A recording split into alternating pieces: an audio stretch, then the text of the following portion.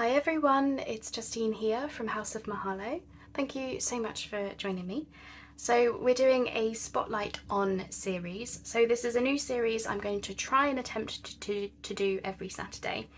And it's just based on things I've seen people on YouTube do, Pinterest, Instagram, Facebook groups, just things that have caught my eye that I would like to give a go. And this is the first thing. So this was on Pinterest. And it was just a photo, so I've kind of had to interpret how I think it was made. So the username was Scarlet Rooster Farm, from what I remember. So what it is, as you might have guessed, it's a pocket. Now this one is quite big, so this will be for a folio, but you can do it with any size envelopes. So you can open it up. So first things first, it is a pocket, so that's where those journal cards were. The whole thing can be a double pocket, and then the idea is what I thought would be good is you could open it out and have this as journaling space. Now I actually glued this envelope flap down with my prototype. I'm not going to do that in the one we're going to do today because as I said, I think it would be good to be able to fold out the whole thing and have it be a pocket and also a hidden writing spot, which, you know, for fairies and magicalness and all of that, we have definitely got to have some secret writing spots. So we're going to make a few of these today, as I said, inspired by, you know, somebody's pin on Pinterest. So let's give them a go. Okay, so we're going to need envelopes and we're going to need papers, so we'll come back to those in a minute. So I've got a variety of different envelopes. That first one was a 6x6 envelope, which would be wide, so it would be, you know, for a folio, but you can do it with any size. So I'm going to do it with a variety of envelopes. Now, we need to open up the envelopes, first of all. So trying to do that as neatly as I can. As I said, I am interpreting how I think this project was made. I don't know. You know, I don't know for sure if this is what you're supposed to do, but, you know, for me it worked fine. So I'm just going to try and tear that off. Now, if you have envelopes that are already open, then you're one step ahead. You can completely skip this part, but, you know, these are, you know, glued up. You could probably do it neater. I imagine you could probably do something smart like heat up the glue, or if you tea dye your envelopes, they might, you know, the glue might come off or something, but I ain't got time for that. This one is tea dyed, but it stayed glued, so let's open this one up if I can. So I'm going really gently, and again, this is probably not the right tool to use, but it does the job, so let's go. So obviously I'm trying not to tear through the flaps or anything. I just want to open it up. Tell you what, this one was really glued well.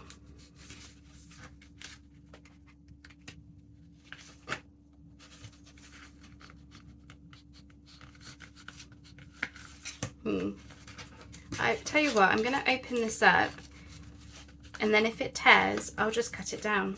I'm not going to worry about it because, yeah, otherwise I'll be here for hours, won't I? I'm just trying to open up these flaps. Right, there's one. As I say, I'm sure somebody else would have a much smarter idea as to how this is done, but I'm just going for it, and, you know, as I said, the prototype turned out just fine. You know, it worked in the way that I thought it would work, so yeah, that's what basically this series is. Me struggling with paper. No, I'm joking. It's just a chance for me to try things that I've seen that I think would be cool, and, you know, there's not necessarily a video on how to do it, so it's just a case of you know, looking at these photos and posts that people have made and just go, right, how can I make, you know, that thing in a similar sort of way. So I was going to say this one was coming off easier than the rest, but now we've got to this side and it's not. I'll keep battling. You know, we're going to cover these flaps with paper, so it's okay if they rip slightly. I just don't want them to rip too much. That's it. And if anything looks totally hinky, then, you know, it can be covered up and made better. So, right, we have got open envelopes. Okay, so the idea is that you have an eyelet for the two that join here, and then this piece is like hidden underneath those two flaps, and you can either keep this or get rid of it, it's up to you. Now this one, as you can see, obviously it didn't come off amazingly when I was undoing it, so I'm actually going to flip it around, I think, because I think these sides are a little bit neater, is what I'm thinking. So we're going to cover up the less neat side, so when you open it up, this is the part that you would journal on, I think. Yeah. And then I'm thinking I might just get rid of this one completely, or even just glue it to the back so it's out of the way. So when you open it up, you get this lot of journaling space. So yeah, I'm just going to take each envelope as it comes. So rather than cutting it off, I'm going to glue this top flap on the back side, and that will just help to strengthen it as a pocket. So we'll do that. Any bits that are stuck up like that, I'm just going to get rid of them because otherwise they'll be in the way. That's it. Like I said, complete interpretation, and I've only made one of them, so okay. And then we would want to cover up these sides. So I have got some scraps from my kit. I'm using my Enchanted Woodland kit to do these. So you basically want to get some glue on the flap that you want to cover over. Okie dokie. And then we're just going to come in and get it the right way round. And we're just going to glue that on. And then I'm just going to cut around it. I think that would be the simplest thing. So that's one side, and then, is that right? Yes, that's right.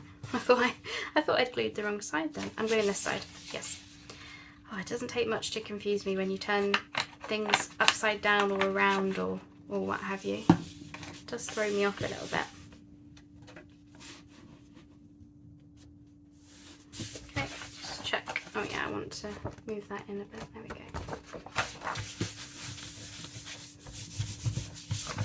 Okie dokie, so that's that. And then we want to just cut around these envelope flaps without cutting that one, so I just want to be careful about that.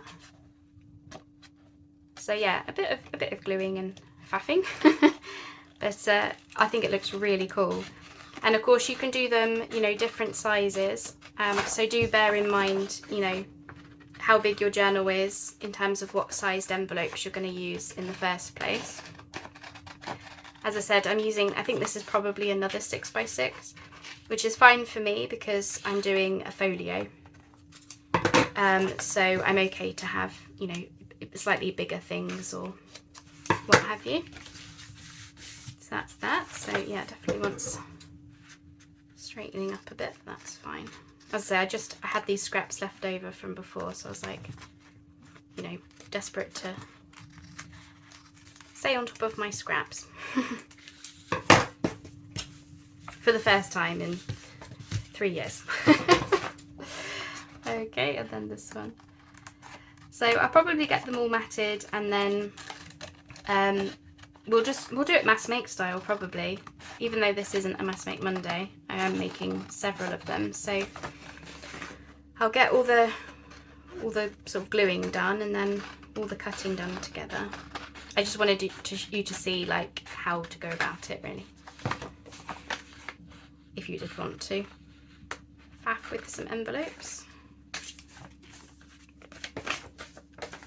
So just be careful not to cut into the envelope flaps, of course, and not to cut into your envelope because you don't want to lose that.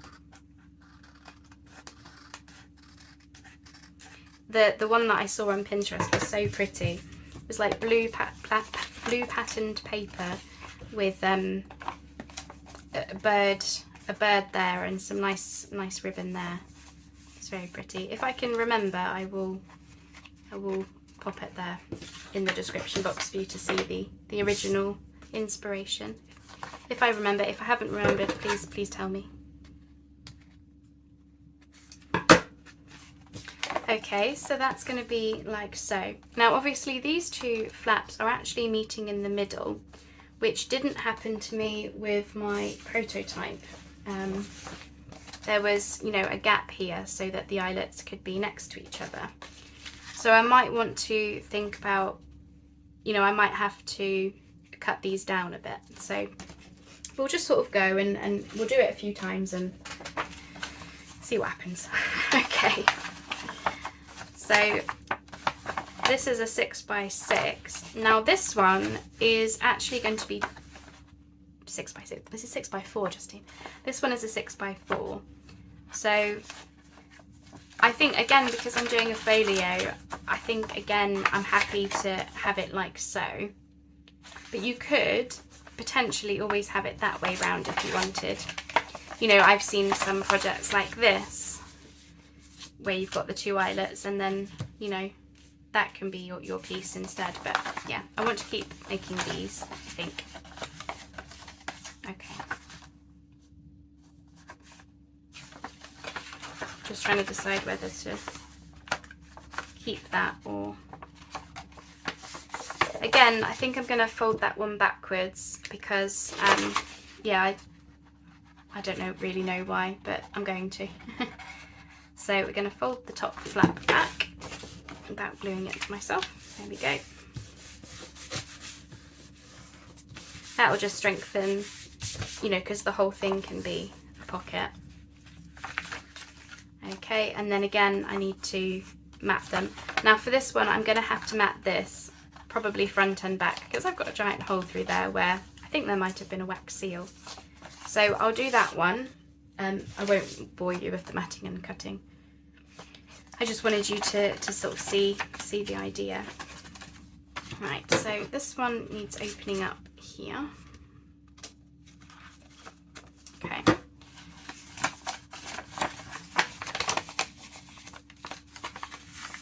Again, I'm going to fold that back and then I don't have to worry about how messy that might look. But I didn't do that on my prototype, so, you know, the options are there. So we'll fold that back out of the way.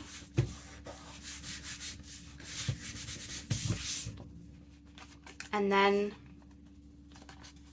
now this one, the envelope here, looks a little bit funny like that, doesn't it? So I think for this one, I'm going to chop across.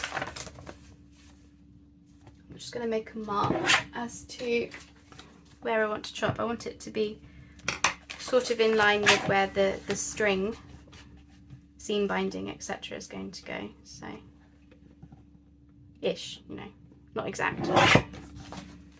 That's it. That's better. Yeah, so that would be more like that, although it's not straight. Let's try that again. Let's try that again. I think it's where I've tea dyed it, so it does affect the straightness of things. Yeah, that'll do. That'll be fine. Okay, so again, I just wanted you to see the different variations. I think with this type of project, you probably have to take it an envelope at a time. You can't just assume that every envelope is the same, is what I'm experiencing right now. Okay, and then, yeah, we can go ahead and map these. So I'll do that now, and we'll just, yeah, go from there. Okay, so I've got all the papers matted. I just went envelope by envelope, and if there was anything that needed covering up because it had ripped too much, then I did that.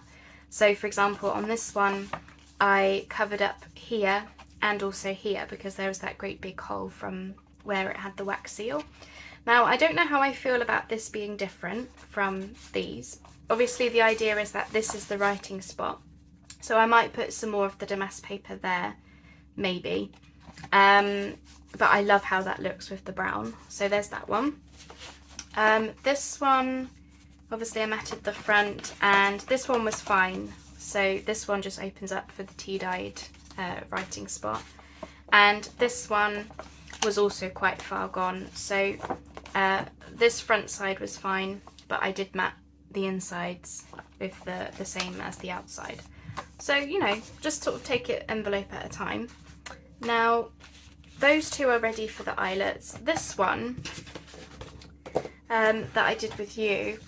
Now, I'm not a fan of these points overlapping because I don't think that's going to help me when it comes to the eyelets. So what I am thinking is I should throw caution to wind and have them like that, I think. So I want them to, you know, be in line with each other. So let's see about this.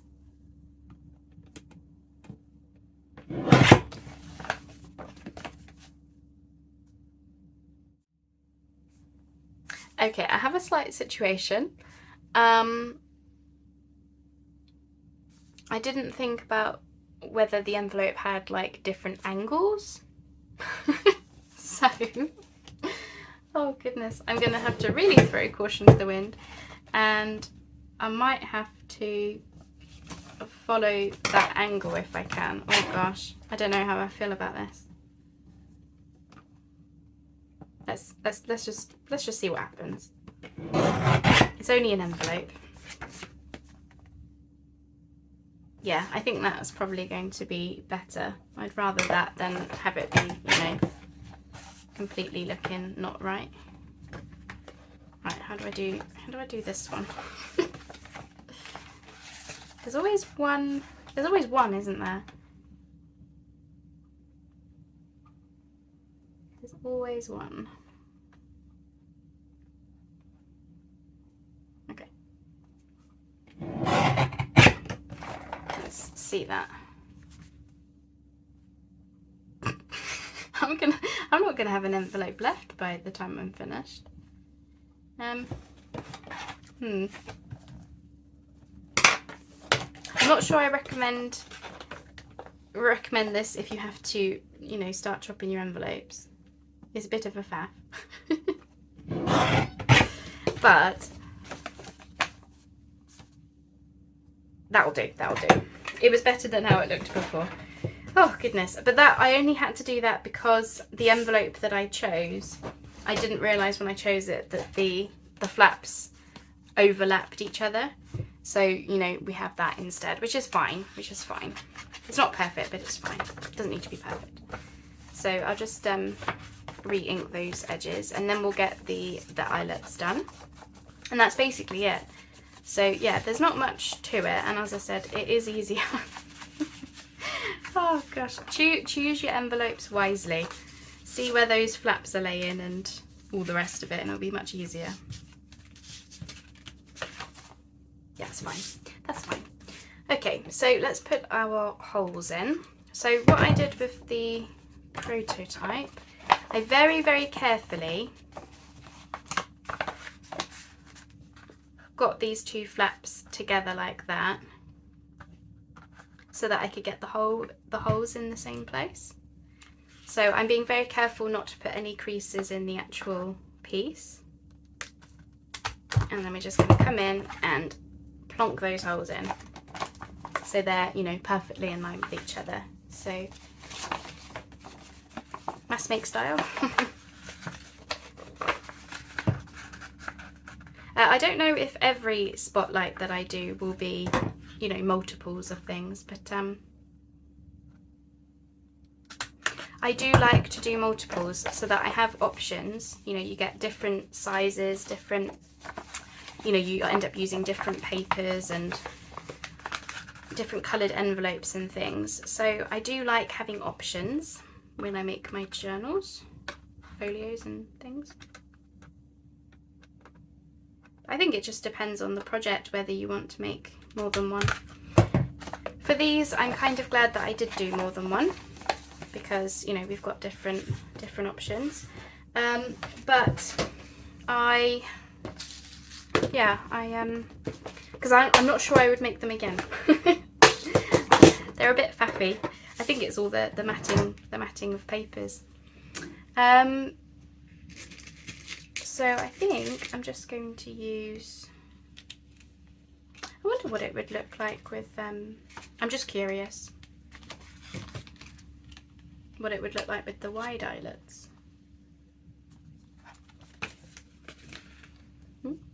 Well, she's doing it now.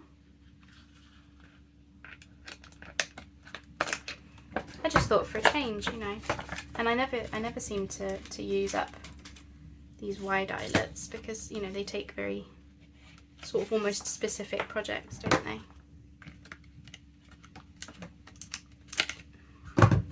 Thought change it up a bit. Yeah, oh, that looks really cool. Looks really cool. I'm kind of liking these now. No, not on that one. Yeah, not on that one. I think it was the dark brown with the damask that, you know, made me think of having them like this. The wide ones, I mean. So yeah, just go envelope at a time, really, isn't it?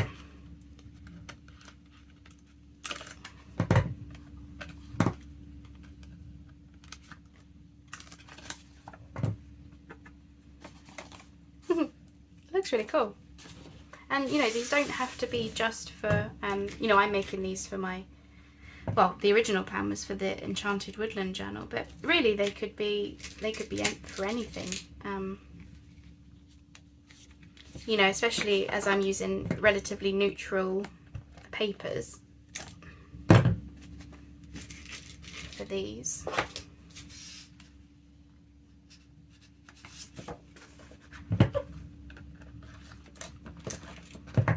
So in that case, I might not decorate them. I was going to, so the first one that I added butterflies and a label.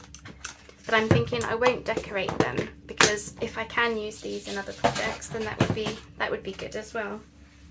You know, have a few things.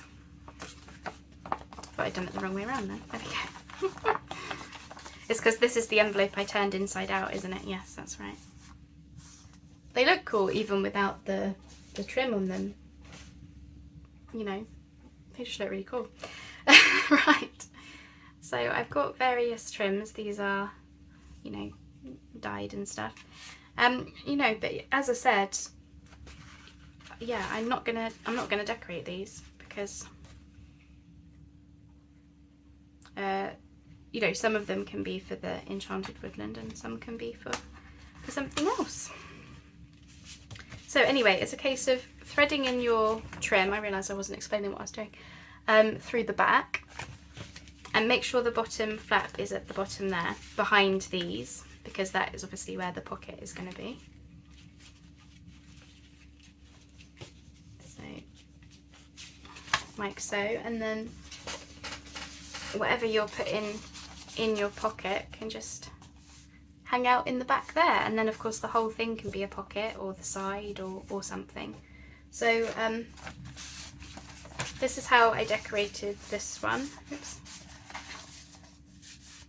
She looks so pretty, just poking her head out like that.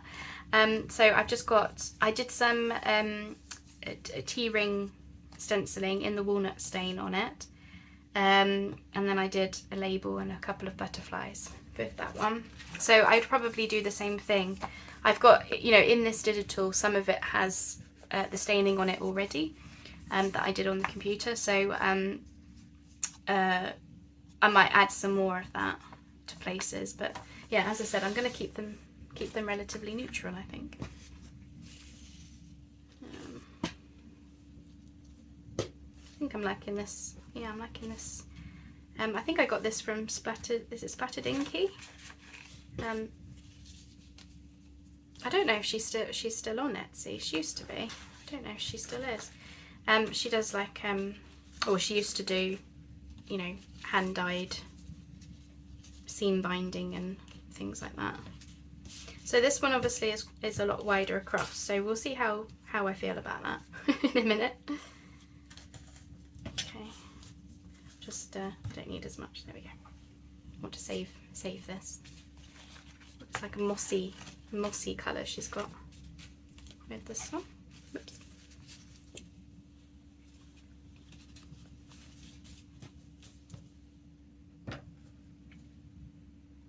Oh, sorry, I've gone a bit quiet. I've gone a bit contemplative.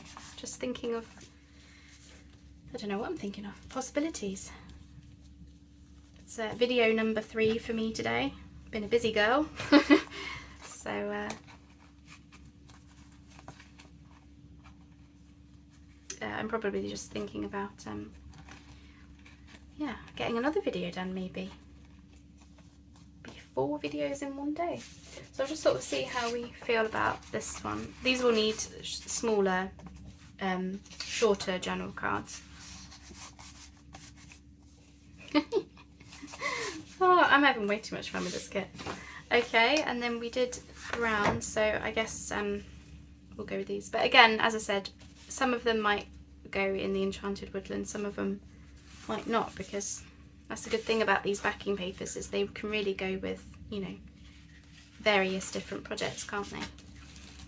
So next time I make a kit, I definitely will make sure that I make backing papers, because yeah, I've been finding them really useful, especially for stuff like this where you know, you need to map things or what have you.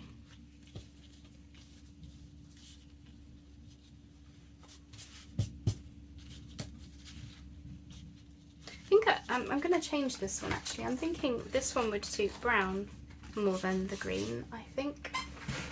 Have I got any? Yeah, here we go. So this one actually might go into my woodland projects. Oh, goodness me. I feel like I need a translator for all the different projects we have on the go, where it's like, you've got Enchanted Woodland, which is, you know, almost like the mossy, earthy greens with the browns. And then you've got Woodland, brown woods, maybe, I don't know, which is chocolate and, you know, those sorts of colours, deep, rich browns. And then you've got winter woods, which is light browns with a bit of earthy, not earthy, a bit of, you know, grey and white for snow. Yeah, I need a colour coding system. Anyway, whatever. I don't know what I'm going on about. I'm faffing with my bows again. No, I'm going to cut that a bit longer because I'm going to faff with that bow a little bit more. Oh dear, dear, dear. Oh, but I have, yeah, I have enjoyed these. Just a bit faffy with all the matting that you've got to do, but I think they've turned out pretty cool. And you don't have to have it be that they fold out for writing spots, I suppose. You know, I suppose it doesn't have to be like that, but I do like that idea. I do love a hidden writing spot, I really do. Don't we all though? Anyway, that is those. I'm just going to quickly ink that. So as I said, this was inspired by something I saw on Pinterest. There was no tutorial, it was literally just a photo. So I kind of had to make up, like, figure out how it was done. But I think they've worked out right. I think I like them in this big size, this big 6x6 size, which obviously is not helpful for most journals, but if you're doing you know, if you're doing a folio or something, there's definitely room.